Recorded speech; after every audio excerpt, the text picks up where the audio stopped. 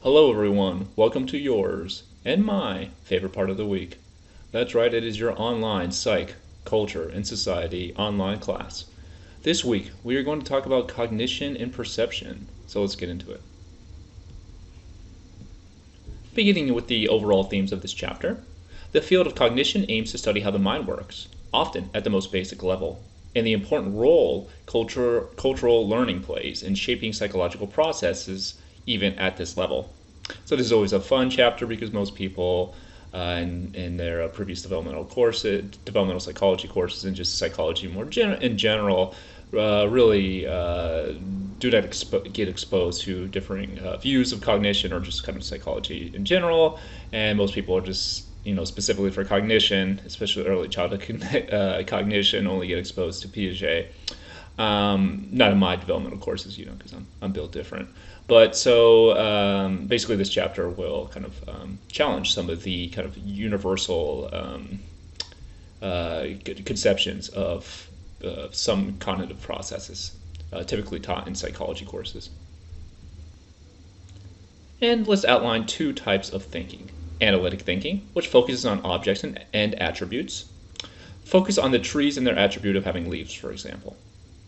Objects perceived as independent from context, taxonomic categorization. Categorization based on attributes. The beaver belongs to a different taxonomical category than trees and flowers. More prevalent in individualistic societies. Holistic thinking, attending to context and the relations among objects, predicting an object's behavior on the basis of those relationships. Higher levels of thematic categorization, categorizing things based on their relationship to others, more prevalent in collectivist societies. So just right off the bat here, these two types of thinking should ring many bells about concepts we talked about in this class, so kind of just breaking it down very briefly. Analytic thinking, perceiving objects as kind of distinct from their context. So these kind of objects that are just kind of have their own, quote unquote essence, but their own properties that exist independent of context. They can't be manipulated, and they're certain fundamental properties of the object is unalterable.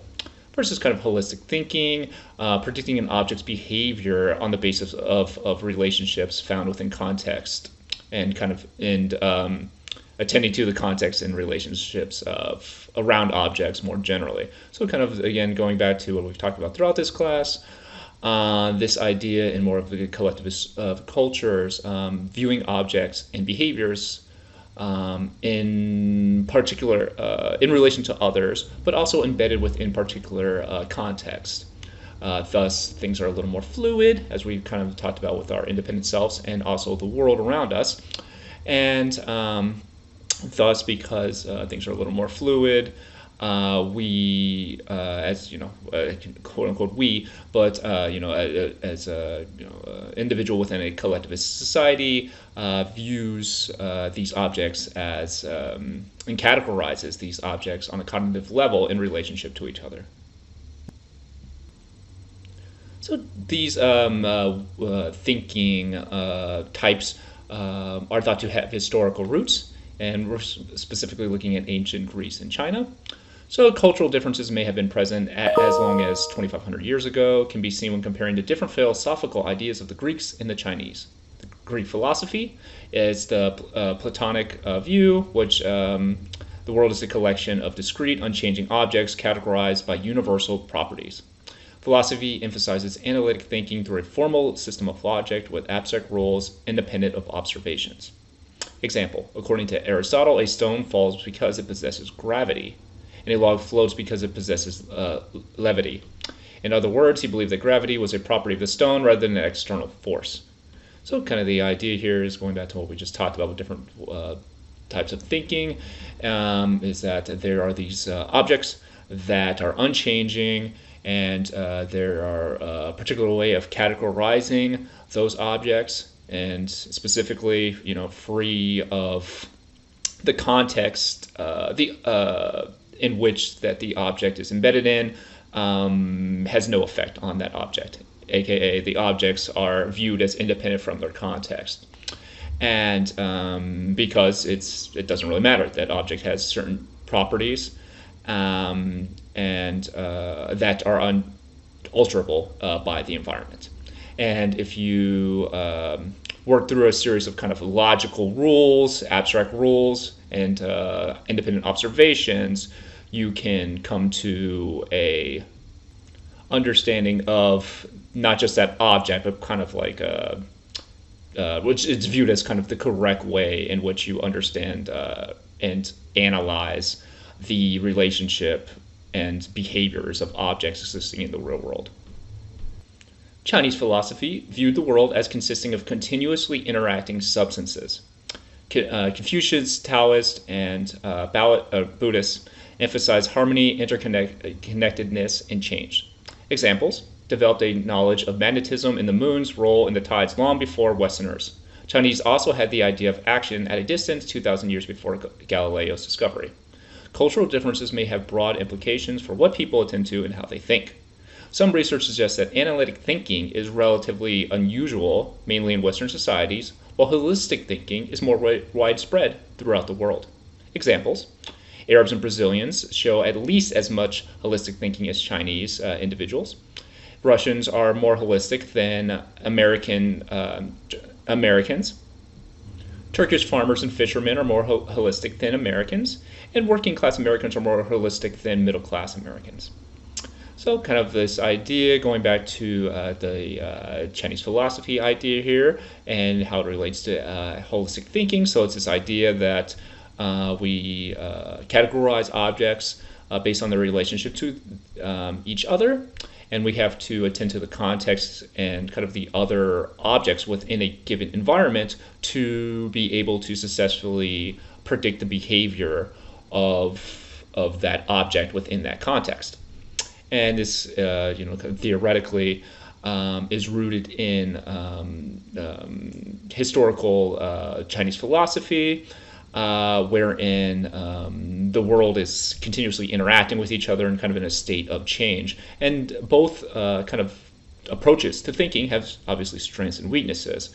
In this case, that understanding that the objects are affected by kind of their environment around them or other and manipulate kind of their matter and their existence kind of more broadly stated allows for certain methods of investigation, and that's could contribute to why it's thought that Chinese had ideas of action at a distance and kind of understanding that the moon interacts with the tides on Earth. So kind of having this understanding that things exist in relationship to each other, thus these objects outside of your immediate context, or even within your context, if you're looking at the moon, has an effect on the objects right in front of you. And researchers suspect that this is kind of the typical way of humans throughout the world to approach the thinking, I should say. And it's primarily in Western societies that use the highest frequency of analytic thinking, and this is shown in various studies outlined below, but also even in the United States with kind of lower class, slash working class individuals having more holistic or engaging in higher rates of holistic thinking than middle class Americans. Moving on to attention, which is defined as the act or state of applying the mind to do something or directing cognitive activities in a certain way. Or I should say applying the mind to something or directing cognitive activity in a certain way. Analytic thinkers attend to separate specific parts of a scene, while holistic thinkers attend more broadly across an entire scene. And just going back to kind of the rationale or the theoretical reasons or kind of the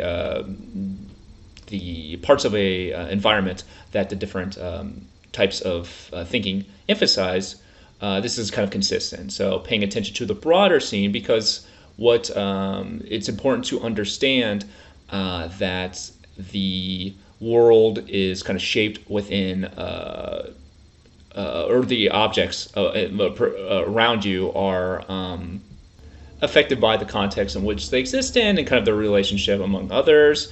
And therefore we're kind of categorizing things in a thematic way, again categorizing things based on their relationships to each other. Therefore it's kind of at a cognitive level, the cultures who emphasize holistic thinking at higher rates are going to that's going to be reflective in their what parts of an environment they pay attention to. So specifically in countries that emphasize holistic thinking, at higher rates of holistic thinking, we'll look at the kind of the scene, the environment more broadly than a culture that emphasizes analytical thinking. And the rod and frame test, which we talked about in previous chapters. So the question is the purple line perfectly vertical or a couple of degrees off vertical? And the answer is B. It's challenging because the rods, the line, is in the middle and is rotated independently, which provides misleading information. This test is reflective of an important cultural difference between holistic and analytic thinkers in terms of their attentional focus. So it's just kind of the idea here is that this philosophy, that we spoke about, and this approach to thinking allows for and contributes to certain levels of performance on particular psychological tasks, with analytic thinkers performing well on some tasks and are better than holistic thinkers on some tasks, and holistic thinkers performing better on other tasks. And in this case, this rod and frame task, because this line is not rotating, or is rotating independently, the kind of the line is free of, is not affected by the relationship that it has with the larger box. Thus, analytic thinkers would be expected to perform better on this task because it's really testing your ability to separate these two discrete objects into their own separate, unalterable entities. The rod and frame task is a measure of field independence, and that's what I was just describing. Performing well on this task requires ignoring the frame, which is providing misleading information, and focusing only on the rod. Overall, East Asians perform poorly on tests like rod and frame, suggesting they are highly field dependent. So let's get into some more specifics about these terms. Beginning with field independence, which is a tendency to separate objects from their background. Analytic thinkers generally display field independence, or a tendency to separate objects from their fields, being more likely to pay attention to specific objects. It's higher in Calvinists, who emphasize independence of individuals relative to atheists, Catholics, and Jews. Field dependence, which is tendency to view objects as bound to the background, difficult separating objects from each other. Holistic thinkers tend to perceive a scene as integrated whole and to be field dependent. People who are extroverted are also more field dependent, and farmers with coordinated activities score higher than hunter-gatherers or herders. Difference in attentional focus has implications for what kinds of things people remember when looking at a scene. So kind of the idea here is that we have these two types of approaches to viewing the world. The first, field independence, where it's kind of straightforward here. The objects are independent from each other. And it's this tendency to separate objects from the background. And it's based on our kind of definition and terms that we've already reviewed. It would be expected that analytic thinkers display higher rates of field independence because these objects exist separate from each other. They don't depend on the relationship. The objects are unaffected by the relationships to other objects within their immediate context. And studies have found that this field of this approach to viewing backgrounds, specifically field independence, is higher in Calvinists, which kind of emphasize the independence of individuals, and we've talked about that also in previous chapters. First is field dependence, which is a tendency to view objects as bound to the background. And again, kind of going back to our previous terms, this kind of makes sense, right? Because the objects are categorized in relationships or in relation to each other. So kind of separating, or tasks that require a separation of objects from the relationships to each other, it's going to be more challenge for people who have higher rates of field dependency. And an interesting example of this is farmers with coordinated activities. So this collective way of survival. So in order to maintain our society, our tribe, our group, whatever it is, we have to work in this kind of collective way, or we're going to starve to death, or we're going to get murdered by whatever big game that we're hunting.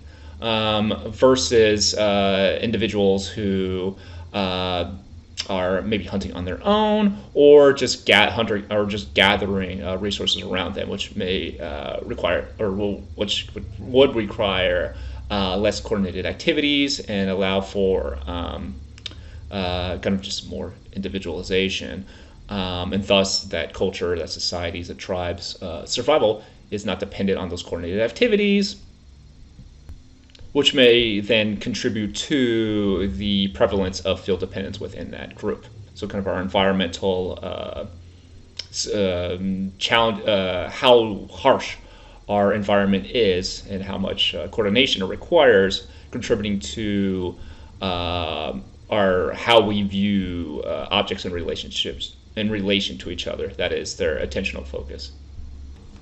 The next study included is I'm just calling it underwater scene study. American and Japanese participants viewed an underwater scene with fish swimming, seaweed, and bubbles. When asked to describe what they saw, Japanese made 60% more references to the background than Americans, who made more descriptions about the fish in the center of the scenes.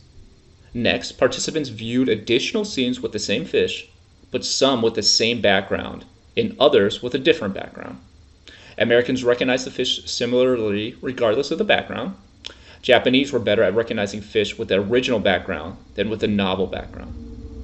Japanese results suggest that they saw the fish and background scenery as bound together or dependent on one another, that is, field dependence. It means that when the background is changed, the fish didn't look quite the same. The study suggests that people from different cultures can look at identical scenes yet perceive them differently. So what did happen in this study? So we have two groups of participants, American individuals, Japanese individuals. They're looking at a scene with fish, seaweed, and bubbles.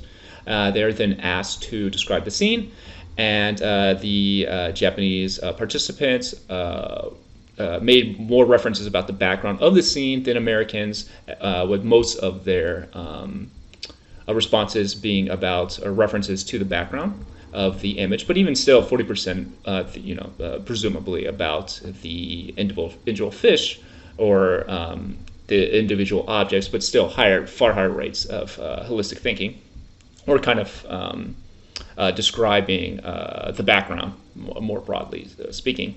So after they do that, they describe what they see, and then we take those same participants and we take those same fish and put them either in new backgrounds or in the same background. So with the same fish, and now we're putting them either in and we have a new kind of a trial, a new set of, we say, okay, we're going to start again. And now the researchers will put the fish in either the same exact kind of background or in a different background. Well, American participants recognized those fish regardless of the background. However, Japanese were better at recognizing fish with the original background than with the novel background. So this goes back to this field dependence and this holistic thinking more broadly. And that is that these fish are not just these independent entities that you can just move them into different backgrounds and they're the same fish, but rather the relationship, the environment, the context in which these fish exist in impacts kind of the attributes of these fish, and thus they will respond differently and rate the fish as now being different from each other, even though they're exact same fish. Those same exact fish in a different background, Japanese participants will less proficient in this task at identifying the fish as the exact same fish than American participants. And this is reflective in just kind of a different way of organizing the world in this and relationship to each other, this analytic thinking, this field dependency, or I should say analytic thinking, field independency versus holistic thinking and field dependency. And there are other studies that find similar results, and kind of the big takeaway here is, as I stated, East Asians appear to see the scenes as bound together, whereas Westerners appear to see it as a collection of parts.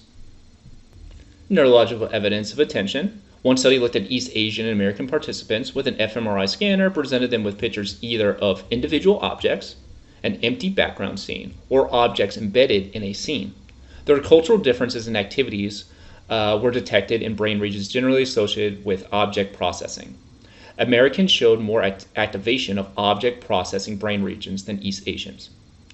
Cultural differences become even more exaggerated when comparing elderly participants rather than younger participants. Suggests neural functions continue to be shaped by cultural attention patterns as people age. So kind of the idea here is we have this neural imaging study. We're showing them three condition. There's three conditions within this experimental design. The first condition is you just see an individual object on whatever, you can just say it on a screen. They're in an fMRI scanner. They're kind of looking up at this screen, and they have an object or an image in front of them. One of the images are just an object by itself, an empty background scene, or an object within a scene. Researchers then have kind of a broad understanding of areas associated with object processing. And what what this study found was that Americans showed higher rates of neurological activation of regions thought to be implicated in object processing than East Asians, which again which provides neurological evidence of these cognitive differences and perceptions of viewing of the world, of objects existing in context around you. And interestingly, these differences between these two groups become larger with age, which suggests that this acculturation process is kind of ongoing. And through time, this accumulated cultural differences leads to differences in ways of attentional focus and ways of thinking about the world, and evidence for this is found in these fMRI studies.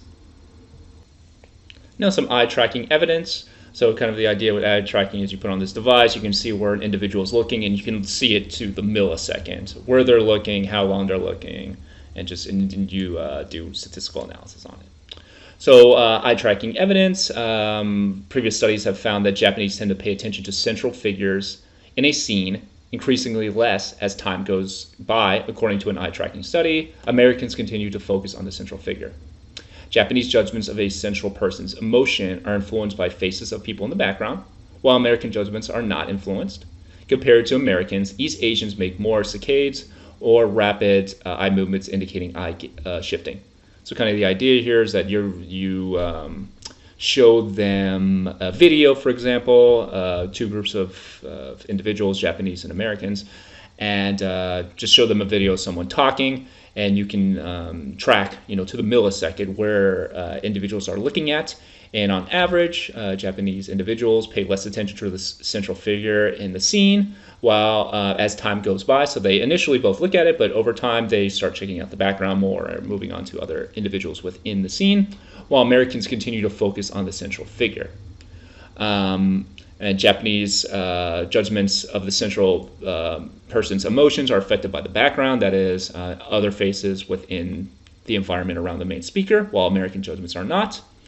And compared to Americans, as I stated, East Asians kind of, you see this gaze shifting, so which reflects and is thought to kind of be implicated in, just taking in your environmental context at higher rates than Americans.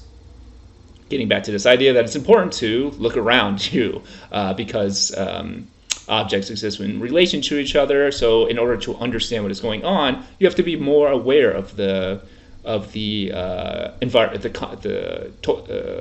the context, broadly speaking, versus kind of these entities existing independently of each other, and I'm being unaffected by the emotions of other people as an analytic thinker, as an American.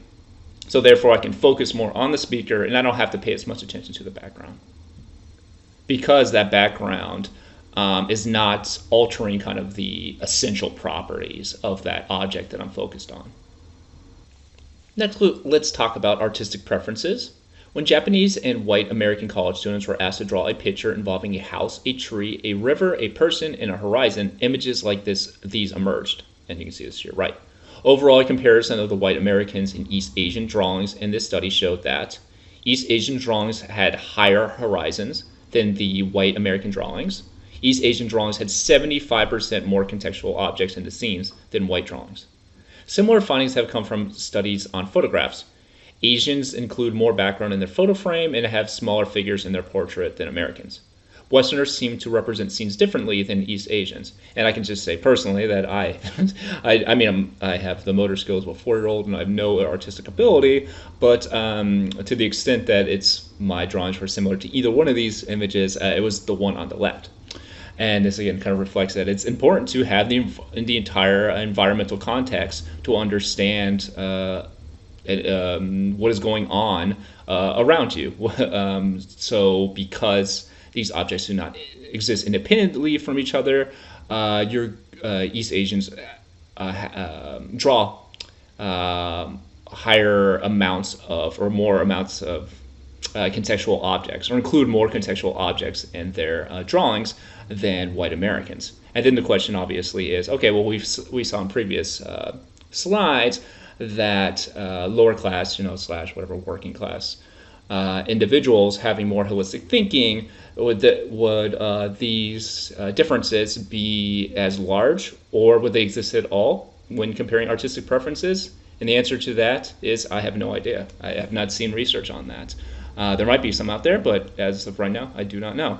And the same thing with racial differences. I do not know if Black or Hispanic Americans college students would have the same degree and magnitude of difference of context objects included in these kind of drawing scenes as compared to these white American college students. The difference in intention may have gone hand in hand with the artistic inclinations in different cultures. So it's more than this old or historical artistic traditions from these cultures, but rather they are still maintained to this day.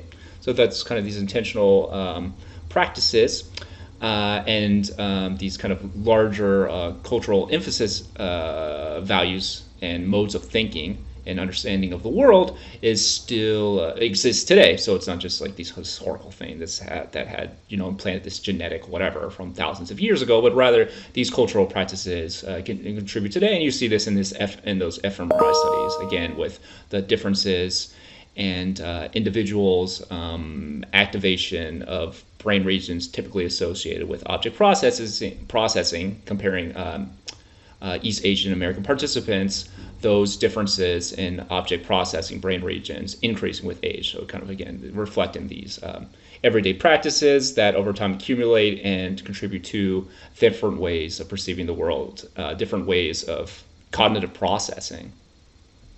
Understanding other people's behaviors. Analytic and holistic thinkers also differ reliably in how they understand or perceive others' behaviors. There are two key types of attributions. The first, dispositional attributions, explaining behavior in terms of a person's underlying qualities or inner characteristics, such as personality traits. Example of analytic thinking. More common among Westerners, research with Westerners consistently finds that they attend more to dispositional rather than contextual information when explaining others' behaviors. This happens even when contextual constraints are made explicit. Situational attributes is our second type of attribution, which is defined as explaining behavior in terms of contextual factors, example of holistic thinking. And it's more common among East Asian cultures. So kind of the idea, and this is kind of straightforward here, how do we attribute someone's behavior? And we have dispositional, which is kind of reflective of analytic, this independent view of the world. And we've talked about this in our personality chapter, but these objects, they have certain underlying qualities, inner characteristics that are driving an individual's behavior. And thus, even when contextual information is provided to an individual who have very high rates of dispositional attribution, view the world in dispositional attribution terms at very high rates, even if a researcher may sure to kind of try and prime them and give them more information about the contextual constraints on an individual, the individuals with high levels of dispositional attributions will still kind of disregard that contextual constraint and still attribute the behavior to an individual's underlying qualities. Versus situational attributions, kind of straightforward here, explaining behavior in terms of context, which makes sense with holistic thinking and consistent with kind of the other concepts that we talked about in this chapter so far. Next, the fundamental attribution era. Tendency to ignore situational information while focusing on dispositional information. It's called fundamental because the tendency was originally thought to be a fundamental aspect of human psychology, which we see for many aspects of psychology, getting and kind of ties in with our weird understanding that we look at research within particular contexts and then attribute those findings to universal processes of human psychology. But moving on, study was conducted in which American students were asked to evaluate an essay writer's true attitudes by reading the writer's essay, which espoused either positive or critical attitudes toward Fidel Castro. Some participants were told of some significant situational constraints on the essay writer's behavior. That is, participants were told either that the authors had been assigned their position, that is pro or anti-Castro, and it was assigned by a random coin toss, or they were told that the writer could freely choose their position. Even when participants were told that the writers were assigned to write their positive or negative essays about Fidel Castro, they still attributed these essays to the reader or essay writer's own position. Regardless of condition, participants assumed the essay reflected the writer's true intention. So kind of the idea here in this experiment is that we have American students, and this is in the 60s, so kind of like post-Cuban Revolution, middle of the Cold War. This is kind of the historical context that this is taking place in.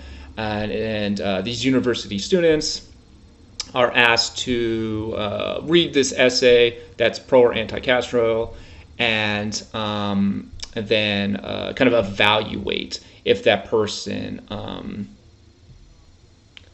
arguments is kind of reflective of their true attitudes. But the interesting part here is that some of the students were told that the essay writer was assigned their position. So it's not actually their true position. They were just told they have to write this. Versus a group of students that was told this is free, that they're allowed to freely choose their if they support or are anti-Castro.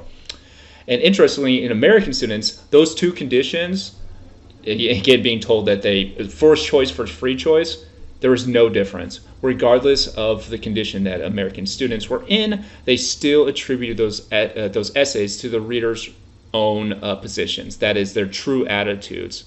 And this is thought to reflect this emphasis on distribution attribution, which again is kind of this idea that behavior is driven by underlying qualities, and situations do not impact or have far less impact on an individual's behavior. Thus, writing pro or anti-Castro is reflective of a person's underlying attributes. However, future research found that cultural differences exist in the prevalence of the fundamental attribution era. One study explained how fundamental the fundamental attribution error is by examining it cross-culturally, that is in India.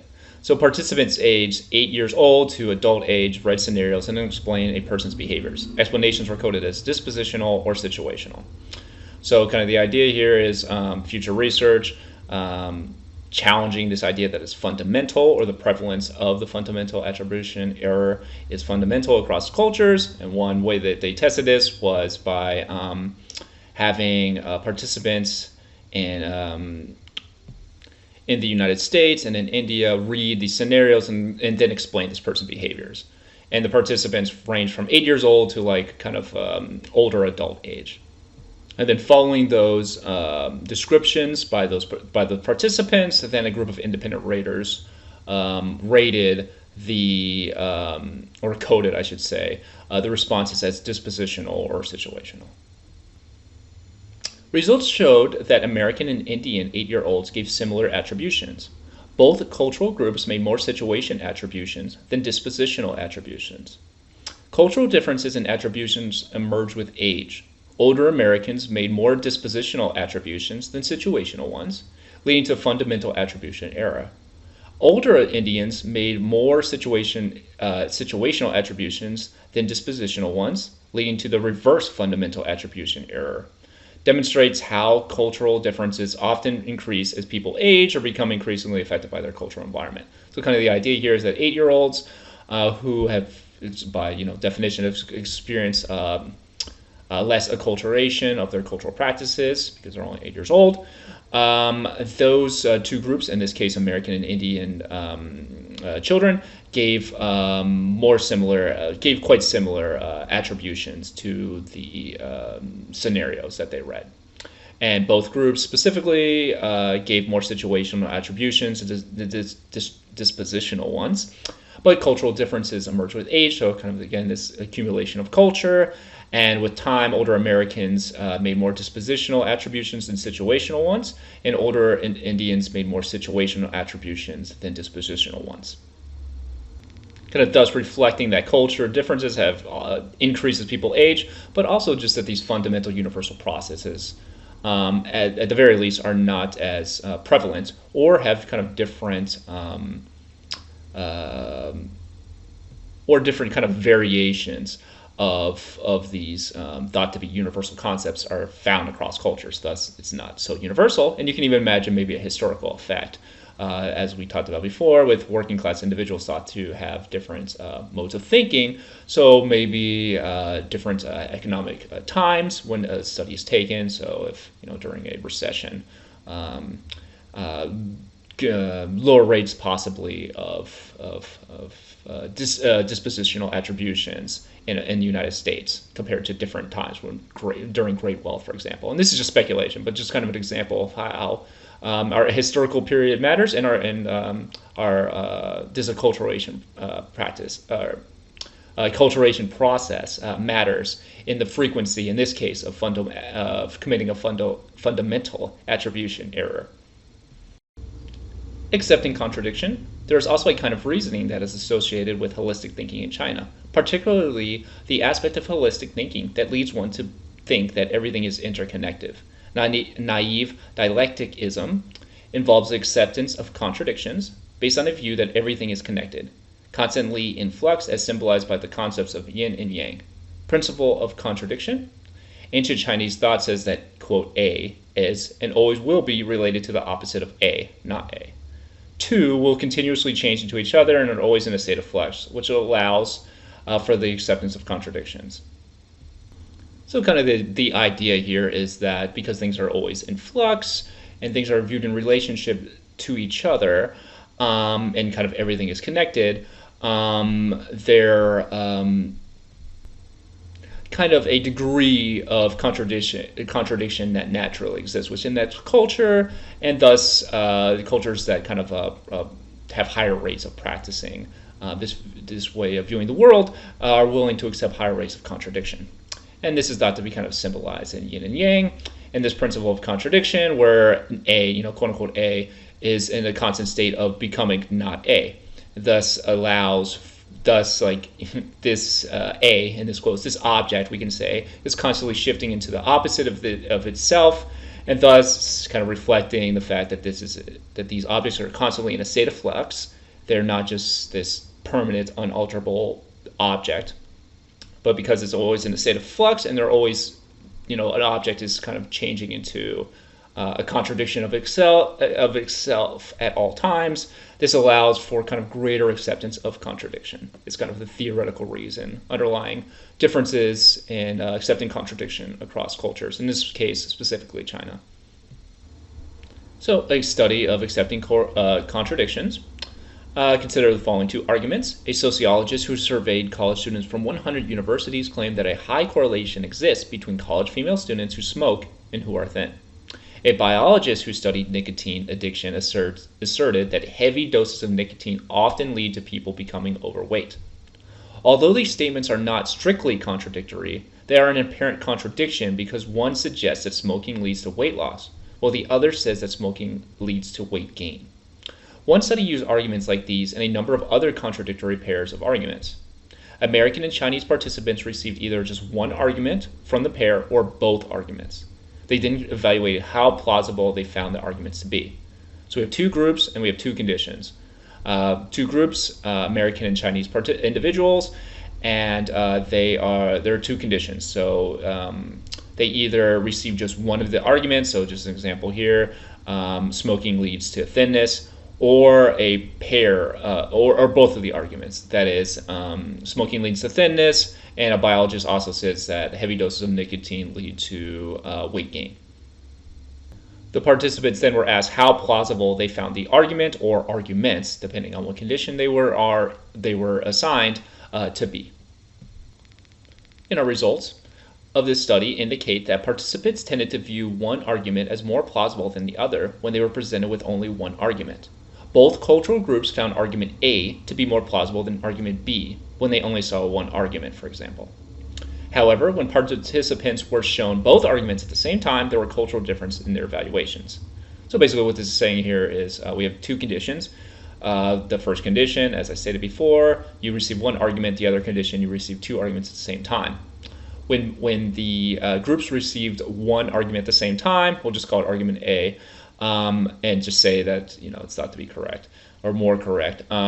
So when they saw argument A, both groups found argument A to be more plausible than argument B when they only saw one argument. So if I show you the better argument, both groups will endorse the plausibility of that argument, in this case argument A, at the same rates or very similar rates. But when participants were shown both arguments at the same time, that is, that other condition, that experimental condition, wherein you receive both arguments at the same time, cultural differences emerge. Americans who read both arguments were even more convinced by the stronger argument than if they had heard only the strong argument by itself. Seemed to respond to the contradiction when viewing both arguments together by denying the existence of the contradiction and becoming even more confident in argument A. Chinese viewed the strong argument to be less convincing if they read a contradictory argument. But, interestingly, a weak argument was now seen as more plausible, or a higher level of plausibility for that second argument. In other words, they seemed to find arguments A and B as more plausible when viewing both arguments together, suggesting that they were motivated to accept an apparent contradiction. So kind of like in English and restated, when Americans saw this new contradictory information, they responded by viewing their original argument as more correct, and kind of just ignoring the existence of this contradictory information, thus accepting the original argument A, I'll just call it, at higher rates, even in the presence of contradictory information found in argument B. In comparison, when Chinese participants were shown argument B increased in plausibility, but at the same time, argument A decreased in plausibility, thus kind of having equal plausibility and kind of thought to underline this higher rates of accepting contradiction. And compared to American samples, which we've talked about also about cognitive dissonance, and this could also possibly reflect these. But in this case, these researchers were focusing on a explanation through a contradiction prevalence rates, but this can also be underlying other understandings of not just the world around them and contradiction broadly, but kind of themselves as well. Which segues quite nicely to our next domain of discussion for accepting contradiction, self-concept or attitudes towards the self. East Asians more likely than North Americans to provide contradictory self-descriptions. Chinese were more likely than Americans to endorse both high and low self-esteem, and Japanese were more likely than Canadians to hold contradictory views of their personality. South Koreans endorse being both introverted and extroverted. Contradictory self-views among East Asians are associated with self-concept inconsistency, which is linked to anxiety and depression in the United States, but not in Japan. Experiencing contradictory emotions predicts better physical health in Japan than the United States, predicting future trends. Westerners are likelier to view the future as unfolding in a linear way from the past, while East Asians believe change is fluid and unpredictable. So this idea of contradiction, or kind of just fluidity, and in general, it applies to self-concepts with a variety of different outcomes. So we're typically taught, and we talked about this in previous lectures, but we're traditionally taught that having these conflicting views of selves Endorsing contradictory information is kind of seen as and thought of as not really understanding yourself and associated with all these negative outcomes. But that is not consistently found across cultures. With cultures who have higher rates of interdependent selves, if you remember from previous chapters, suffering less, and in some cases having better outcomes, in particular contradictory emotions producing better physical health outcomes in Japan than the United States. So again, these psychological processes and the outcomes associated with them being different across cultures. Different cultural traditions view talking differently. Western cultural traditions greatly emphasize the importance of debating and self-expression. East Asian cultural traditions, on the other hand, have placed less emphasis on talking, as they consider producing more speech to be associated with knowing less. So, for example, a Korean proverb, an empty cart makes more noise. Japanese mothers speak to their young children less than American mothers, and Chinese infants aged 7 months vocalize less in response to laboratory events than European American infants. And I included the authors and the year here because I think it's important to point out that that there could be shifts and prevalence of these behaviors in whatever it's been 50 years in one study. And we talked about in previous chapters that countries have experienced higher rates of individualization over the last century. So through time, that could be expected to shift these parenting practices and possibly these developmental outcomes, in this case vocalization. Now what that shift would actually look like in particular context, I don't know. This is kind of just speculation, but I put those states in there just as food for thought. However, a more recent study by Kim in 2002 tested cultural differences in the effect of thinking out loud. She asked white American and Asian American participants to answer some IQ test questions under different experimental conditions. Participants first completed half the task without speaking. Then half the participants were assigned to the thinking aloud condition. They were asked to talk aloud into a microphone as they completed the second half of the task. Other half of the participants were assigned to the articulatory suppression condition. Participants first completed 10 items silently and then recited the alphabet out loud.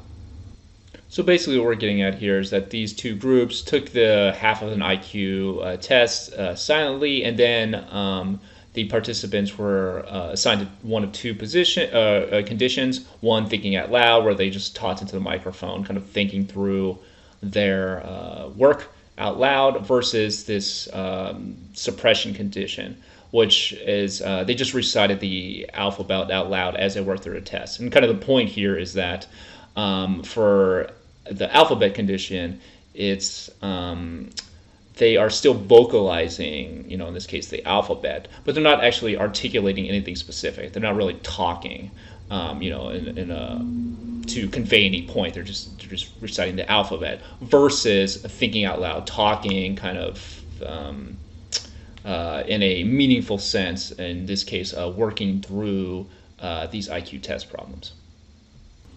The y-axis shows the score comparing number of items in second half of the test that were correctly answered relative to the number answered correctly in the first half. When white Americans talked aloud during the task, their performance was relatively ineffective, and if anything, was slightly better. Asian Americans performed significantly worse when talking out loud than when silent, as indicated by the negative talking effect score. White Americans were negatively affected by reciting the alphabet, so their score dropped between the second and first halves of the study. Having to recite the alphabet did not have as much of an effect on Asian Americans. So this is just a small little snip of the graph, but the full graph is included in the next slide, or the full figure. But kind of the point here is that the lower on the y-axis you are, the worse you're doing. And the green is white Americans, and this orange shade is Asian Americans. And if you remember, we had two conditions. That is taking the second half of the IQ test out loud, so just thinking out loud, versus taking the IQ test while saying the alphabet, or the second half of the IQ test. The first half they took silently. And then they're basically comparing how well they did on the first half and the second half.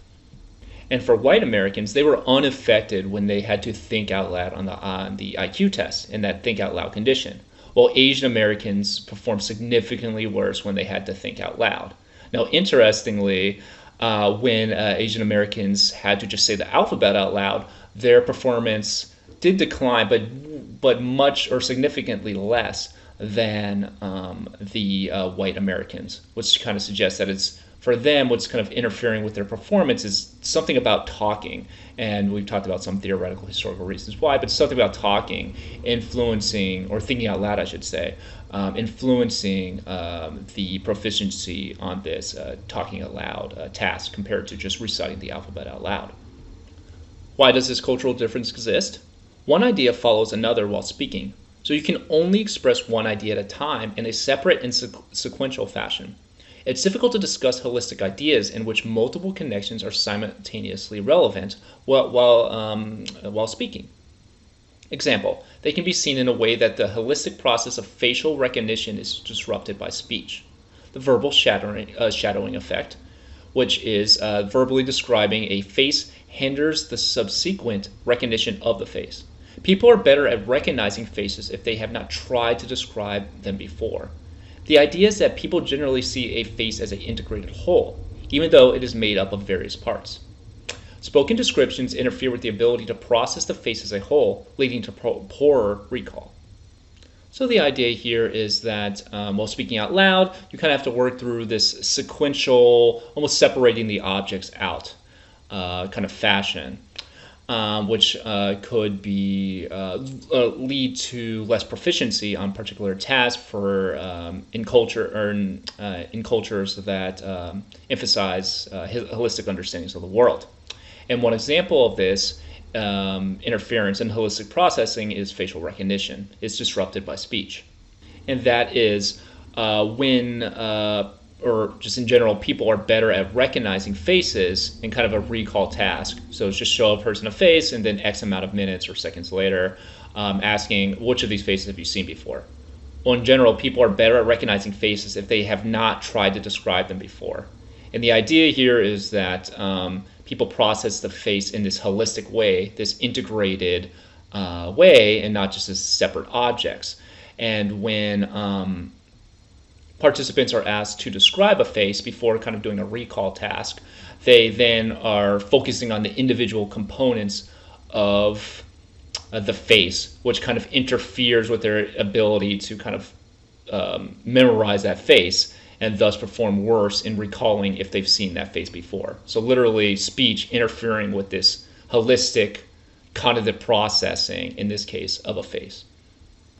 And the idea here is that in particular cultures, they and in the previous example, Asian Americans, but kind of East Asian cultures more generally, they have higher rates of this holistic thinking and seeing the world. Thus, speaking out loud would interfere with that kind of cognitive processing, and thus why the study may have found Asian Americans being more negatively impacted by speaking out loud or thinking out loud during the test taking, and this may also be reflective in these East Asian cultural practices, which historical roots that we talked about a few slides ago. There's also cultural variance and reliance on explicit, that is verbal, or implicit, nonverbal cues. High context culture, people are highly connected with each other and shared information guides behavior. Less explicit information is necessary for communication. This is seen has most prevalence in East Asian societies. Low context cultures, less involvement among individuals and less shared information guiding behavior. More explicit information necessary for communication. North American and English-speaking societies. East Asian cultures tend to be higher context cultures, relying on a lot of nonverbal information to communicate with each other. Western cultures tend to be lower context cultures, with less attention paid to each other's nonverbal information and communications. People in high context cultures have a harder time ignoring implicit information than people in low context cultures. Japanese are more hesitant to leave voicemail messages because they find it more difficult to communicate effectively without seeing or hearing the other person's nonverbal information. So kind of the broad idea here is that in these low context cultures, where objects exist not in relationship to each other, but kind of just like these permanent underlying characteristics of objects existing, the context, it's low context, so the context is less important. Thus, the individuals to kind of interact within that environment need more explicit information, or explicit information is more necessary in these cultures for communication, because they are less able to kind of infer from the context around them, or place less emphasis on kind of inferring from the context around them on what is going on based on these contextual clues. Thus, you need more explicit information, and for when communicating. And this is also related to various concepts that we talked about this class, but kind of your independent self, and how you're just interacting with the world as your own entity, and your own individual characteristics kind of guiding your behavior. Thus, there's kind of just less common information kind of circulating. Therefore, when you're interacting with someone, you need more explicit information, because we're all acting as individuals, and to know what the hell is going on, we just need more. We need to be more explicit, because we cannot rely on these implicit nonverbal cues around us. Linguistic relativity. Whorfian hypothesis of linguistic relativity examines how our language seems to affect our thoughts. Strong version. Language determines thought, namely, without access to the right words, people cannot have certain kinds of thoughts. This is largely rejected. Much thought occurs outside of language. And then there's a weak version. Language influences thought, namely, having access to certain words influences the kinds of thoughts that people have. Much controversy surrounded this claim and disagreement over how much is the case. So kind of the idea here is we have this soft version and this weak version, and researchers have largely rejected the strong version. That is, without having a word for something, you can't even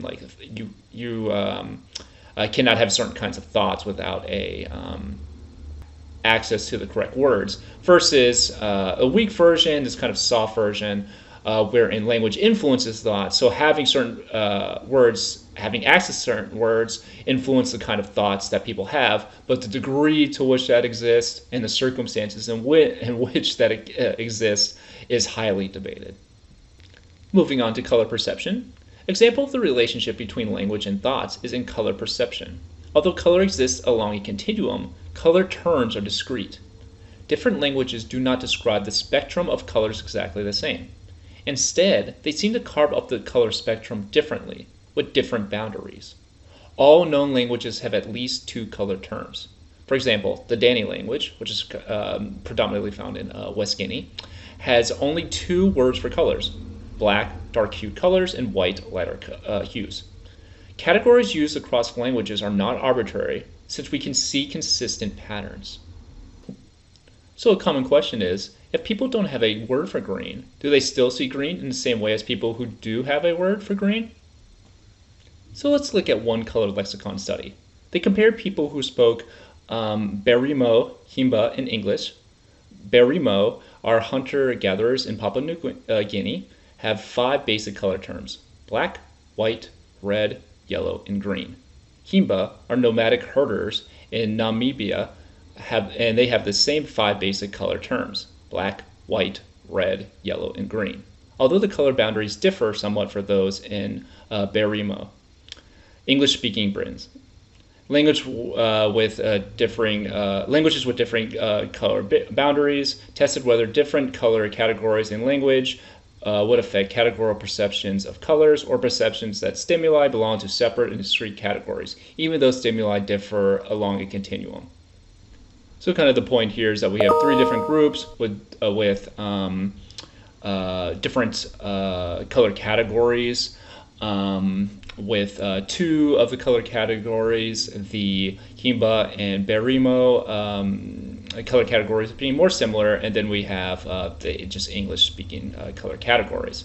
And the researchers wanted to test whether their different color categories impacted their perception or categorical perception of colors, or the perception that a particular colored stimuli belongs to a particular discrete category. And what did they find? And what did they do first? Participants saw one color, that is a target chip, and two comparison colors, chip 1 and chip 2. One comparison chip crossed the color boundary of the target chip, while the other comparison chip did not. Participants categorized the target chip in accordance with their culture's color boundaries. In this example, while English speakers are equally likely to categorize the target chip with chip 1 or 2, Berrimo speakers were more likely to categorize the target chip with chip 1. So here we see kind of empirical evidence that therefore a possible for a soft version of the Whorfian hypothesis of linguistic relativity. Wherein in this example, the cultures have different color categories, and those different color categories affect the likelihood of sorting chip 1 or 2 into the target chip color. So that is, the participants are given two chips, and they're asked, hey, which of these two chips are most similar to the colored chip or the target chip. And for English speakers, and you'll see on the right-hand side, they were equally likely to place this kind of blue-green chip, or select the blue-green chip 1 or 2, as similar to the target chip. So there's basically no difference in that sorting and their thoughts on the similarity of the two chips that they were given in the target chip. While another group, the Berrimo, again having different colored categories, being more likely to categorize the target chip with chip 1, kind of suggesting that these colored categories impact at some level their cognition, and in this case kind of sorting colors which they interact with in the natural world, in this case just an experimental context. So jumping ahead, perception of agency.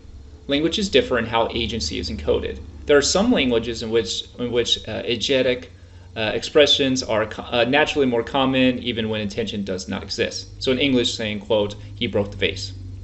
Common use of passive expressions, intentions are absent.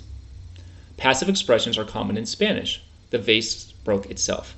English speakers may use passive descriptions if they want to avoid blame. Recalling intentional and unintentional action study. English and Spanish speakers saw intentional and unintentional actions, the breaking of a vase. No differences in recalling intentional actions, but English speakers were more accurate than Spanish speakers at recalling unintentional actions. So in English, this means that languages that more commonly encode agency are more likely to remember who committed an unintentional act than people who speak a language in which agency is not as commonly encoded.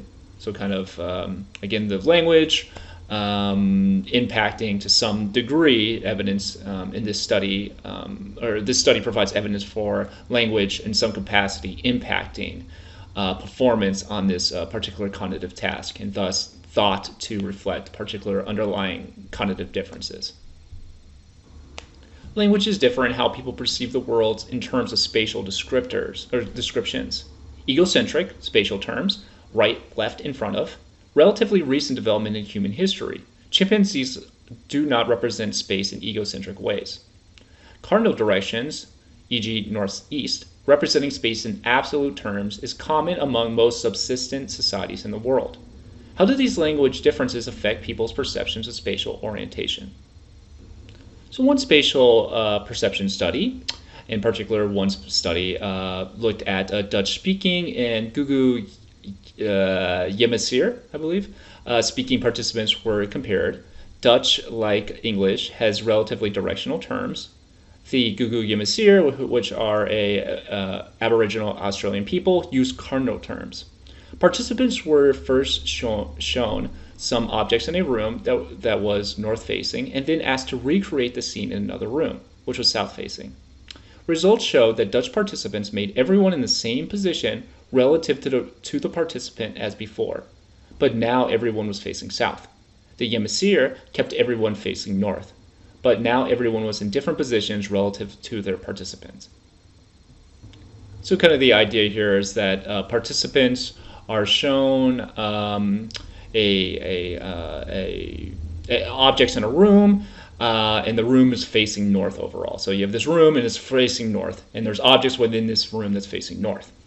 The participants look at it, in this case Dutch and the Yemesir look at this, and then who are Aboriginal Australian people look at this room and these objects for X amount of seconds or minutes, and then are asked, okay, now recreate this scene in another room. And this time, though, the room is facing south.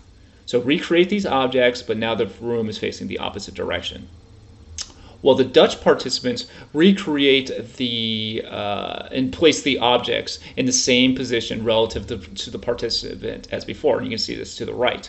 So the cow, it's called cow, pig, person. So when the Dutch go into this new room, they're unaffected by the fact that this room is now facing south. The direction is still the same: cow, pig, human. However, the Aboriginal Australian people, when they looked at this room that was now inverted, and so now the room was facing south, the Aboriginal Australian people placed the objects in relationship to the room's original cardinal direction, that is north. So because the room just flipped 180 degrees, they flipped the participants 180 degrees. So now it's person, pig, cow, instead of cow, pig, person. Okay? So that just kind of reflects that these cultures have different spatial orientations and describe things in different spatial terms, with Western cultures being more egocentric, where another object existing in space is relative to me, so it's to my left, to my right, etc. Versus cardinal directions, where there's north and there's south, there's east, there's west, and thus you should say head east and head south, whatever. And thus, these participants in this study will sort the objects within a room relative to their way that they perceive the world in terms of their spatial descriptions. And I know we talked about Piaget a lot, especially during that Vygotsky chapter. But here, Piaget typically associated with this egocentric nature of humanity, and especially for young children. But this is not seen cross-culture, as we talked about in previous chapters, but you can also see it here, wherein the cultures that use and rely on spatial descriptors, cardinal directions, which is the most common among subsistence societies, not relying on egocentric spatial terms at all, or to far less of a degree than seen in kind of Western societies, or kind of industrialized societies more globally. Language may affect how we perceive the passage of time in relation to spatial perception. Languages that are written from left to right track the passage of time going from left to right. And languages written from right to left track the passage of time going from right to left. There are also languages that track time using spatial directions, such that time is always tracked as passing from east to west, in accordance with the sun's path across the sky. For speakers of English, which is written from left to right, people would array the series of portraits on the slide in this way to denote that the person is getting older, as shown. In contrast, cultural groups that tend to track time based on spatial directions, such as some Australian Aboriginal groups, their arrangement will rely on what direction they are facing. If they are facing north, the pictures will go from right, that is east, to left, west.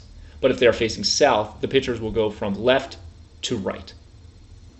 So kind of the idea here is because these groups have different spatial perceptions, and their language is read from left to right, or in some languages are read right to left, this kind of corresponds with the passage of time.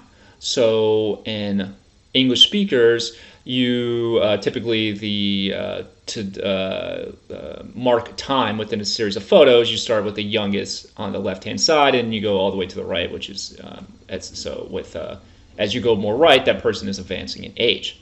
However, in cultures that use spatial directions to track time, the direction that they are facing will affect the arrangement of photos of how time passed. So if they're facing north, and because this is kind of related to kind of this general idea to the south, that the sun sets east to west, just broadly speaking. Don't freak out. So because the sun, broadly speaking, rises in the east, that's kind of like the beginning of life. Therefore, and the east is to the right. The youngest images in a set of portraits would be on the right hand side, and then with time, because the sun's setting to the west, which is to the left, as you go further left among a series of photos, the person's going to get older. So it's the opposite of kind of like English speaking. However, if they're facing south, because it's relative to the east, they use spatial directions to indicate the passage of time. So if they're facing south, it becomes the opposite. Now the chronological age will go from left to right, like English-speaking countries.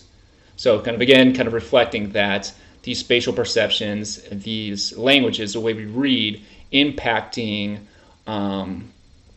how we view the passage of time, from left to right or from right to left. And finally, numeric cognition. Much of numeric cognition is a cultural invention. People have few innate math abilities, large cultural variation and comprehension of math concepts.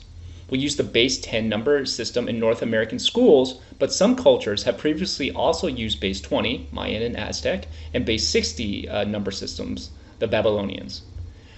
There are some cultures, such as certain indigenous tribes within the Amazon region of Brazil, that do not have a number system beyond 1, 2, and many. That is, beyond the number 2, they have difficulty distinguishing between different numerical values. They can approximately determine that one group has generally more quantities than another group, however. It appears that finer mathematical skills are a cultural invention that requires cultural input. Cultures with few number terms think about numbers differently than cultures with many. Industrialized societies teach that numbers are linear.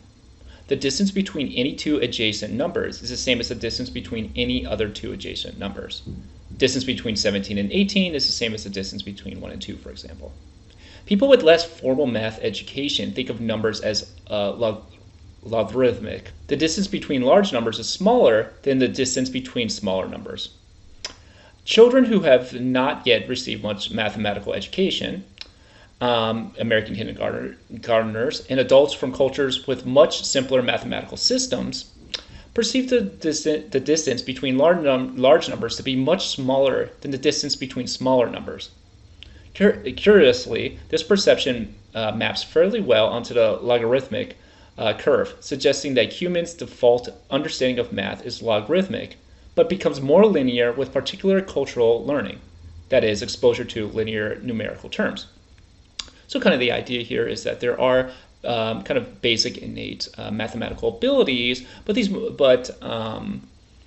there's large cultural variations in the comprehension of math concepts. We already talked about difference in base number sets, and then some groups having different number systems, such as 1 to many, for example, but also the understanding of the distance between any two adjacent numbers can be found to be different across cultures. And in this case, industrial societies teaching numbers as linear, that is, the distance between 1 and 2 is the same thing as the distance between 17 and 18, or I should say the same amount. And what we see across cultures is that with exposure to more linear numerical terms and this linear understanding of math, individuals will think more in kind of those linear terms. And interestingly, individuals who are not exposed to those linear numerical terms, those linear ways of thinking, think in this logarithmic curve pattern, which maps pretty well to a logarithm curve. Suggesting that it's not that, oh, they just don't understand numbers or distance, but they just have a different way of understanding numbers, and which kind of reflects the cultural practices common to that area. And then with time, American students who, as they more exposed to the particular way of thinking about numbers and math, they too will develop these linear ways about thinking about numbers. In summary, analytic and holistic thinking styles of thinking involve fundamental differences that greatly affect how different cultures perceive and reason about the world. Language is a powerful cultural tool that can affect our thoughts and perceptions about everything from colors to numbers. And that's all. Thank you everyone for watching. I'll see you next week, and have a great week. Bye.